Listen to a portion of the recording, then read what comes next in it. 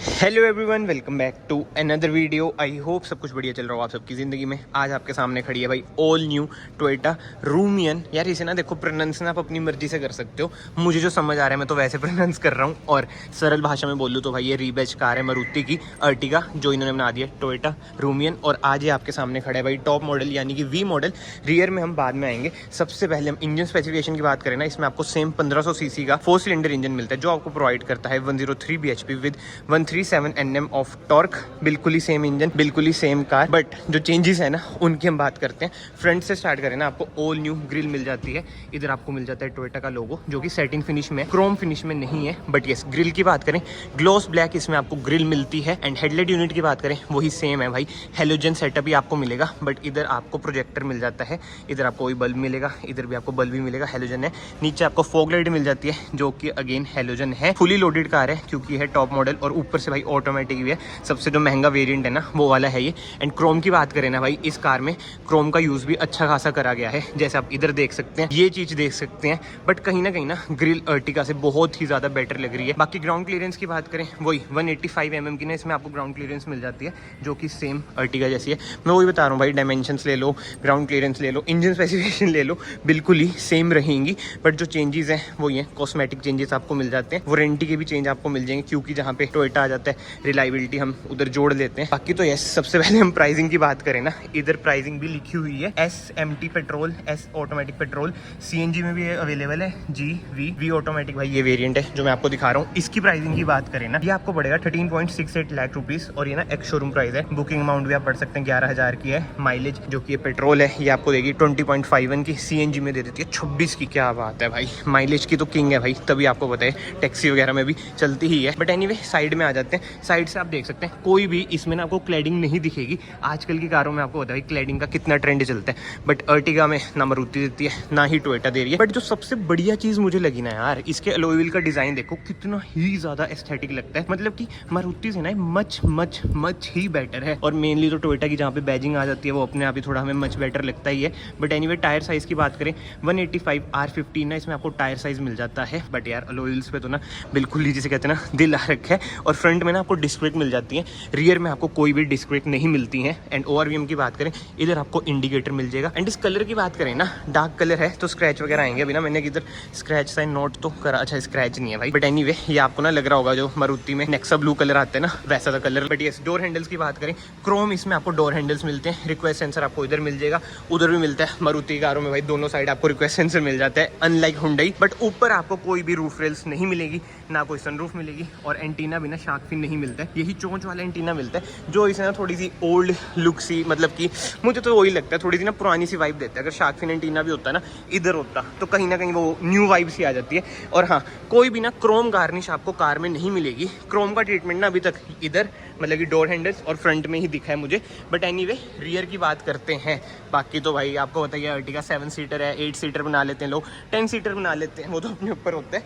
But yes, rear से बात करें ऐसी कुछ है भाई रियर की लुक। इधर ना थोड़ी सी लाइटनिंग की भी प्रॉब्लम है, और हमारा है आईफोन पुराना 0.5x पे ना फटने लग जाता है। देखते हैं, थोड़े बहुत पैसे जोड़ते हैं भाई, न्यू आईफोन भी लाते हैं। टेल लाइट की बात करें भाई, ऐसी कुछ है। टेल लाइट हेलोजन इंडिकेटर मिलता है, हेलोजन इसमें ना आपको रिवर्स लैम्प मिलता है। एंड यस, इधर आपको मिल जाता है rear wiper, rear defogger, high mount stop lamp, इधर है वॉशर। इधर ना आपको बैजिंग मिल जाती है नियो ड्राइव की, क्योंकि ये हाइब्रिड नहीं है। हाइब्रिड होती तो इधर हाइब्रिड लिखा था। नियो ड्राइव और वी की बैजिंग, जैसे कि मैंने आपको बताया टॉप मॉडल है। रूमियन की बैजिंग आपको मिल जाती है। रिवर्स पार्किंग सेंसर की बात करें ना, 4 रिवर्स पार्किंग सेंसर इसमें आपको मिल जाते हैं। और यस, इधर आपको रिवर्स कैमरा भी मिल जाता है। बाकी तो बूट ओपन करते हैं भाई। बूट स्पेस की बात करें, 209 लीटर्स की ना इसमें आपको बूट स्पेस मिल जाती है। कोई बूट लाइट ऐसा सच नहीं है।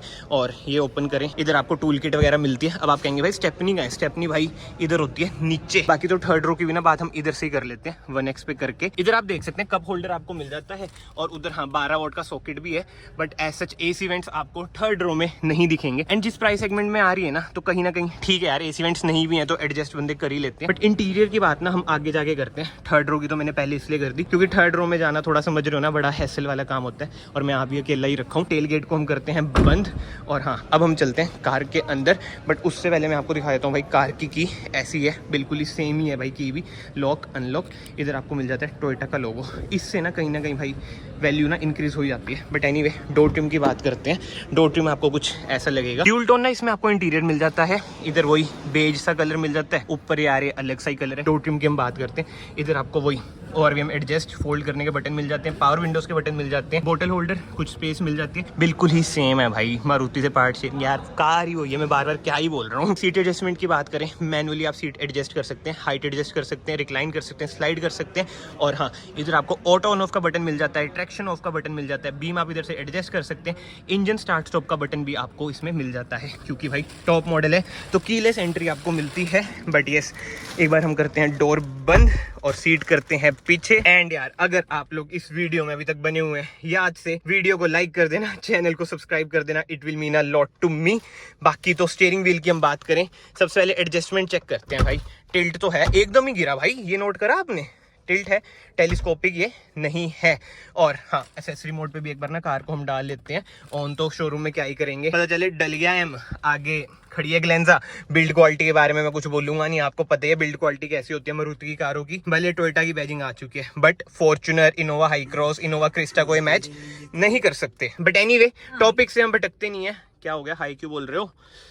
होम पे जाओ, छोटी सी स्क्रीन है, अब इस पे भी आएंगे। बट हाँ, स्टीयरिंग व्हील हम कंप्लीट कर लेते हैं। इधर आपको मीडिया कंट्रोल्स मिल जाते हैं, इंफोटेनमेंट स्क्रीन कंट्रोल करने के बटन इधर से आप लगा सकते हैं। क्रूज कंट्रोल, जी हाँ, इस वेरिएंट में आपको क्रूज कंट्रोल भी मिल जाता है। बाकी तो ऑटोमेटिक है, तो पैडल शिफ्टर्स भी आपको मिल जाते हैं। और हाँ, ऑटोमेटिक हेडलाइट मिलेगी, जो कि अनफॉर्चुनेटली हैलोजन है। इधर आपको वाइपर कंट्रोल मिल जाते हैं। एंड इंस्ट्रूमेंट क्लस्टर की बात करें, बताने की जरूरत है नहीं मुझे, बिल्कुल ही सेम इंस्ट्रूमेंट क्लस्टर है। बीच में वही छोटी सी MID मिल जाती है, बहुत टाइम से बलिनो आ रही है ना पुराने वाली, उसमें भी यही सेम MID आपको मिलती है। बट ठीक है यार, जो है अब ज्यादा कंप्लेंट्स हम कर नहीं सकते, इनकी कार बिकनी है तो बिकनी है, भले वो टोयोटा में आ रही है, मारुति में आ रही है, सेल्स कहीं ना कहीं बढ़िया रहती ही हैं। बट यस, अब ना हम बात करते हैं सेंटर कंसोल की। जो इंफोटेनमेंट स्क्रीन देख रहे हो ना, 7 इंच की इंफोटेनमेंट स्क्रीन है, इतनी छोटी है। बट जो इसमें अच्छी बात है, इसमें आपको Apple CarPlay, Android Auto, wireless मिल जाता है। ये देख रहे हो, वाईफाई का बना हुआ आ रहा है लोगो। एंड उसी के साथ साथ ऑटोमेटिक AC इस वेरिएंट में आपको मिल जाएगा। जैसे मैंने आपको बताया, टॉप मॉडल है, ये है हैजार्ड लाइट का स्विच।